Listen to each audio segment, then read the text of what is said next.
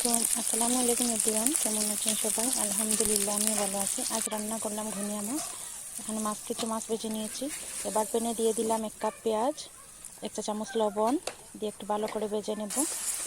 এখানে দিয়ে দিলাম মরিচ গুঁড়া 1 চামচ, হলুদ গুঁড়া 1 চামচ, ধনিয়া গুঁড়া 1 চামচ, সামান্য একটু রসুন।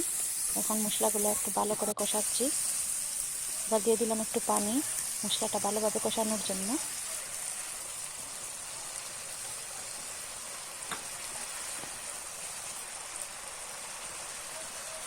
আমার মশলাটা কষানো হয়ে গেছে। এবার দিয়ে দিলাম একটু টমেটো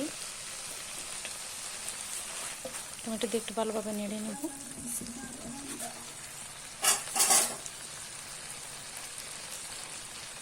এবার এক এক করে দিয়ে দিচ্ছি মাছগুলো আমি 10 মিনিট রান্না করছি। সবশেষে দিয়ে দিলাম ধনেপাতা কুচি। এই তো আমার মাছ রান্না হয়ে গেছে। তো সবাই ভালো থাকেন, সুস্থ থাকেন। আল্লাহ হাফিজ।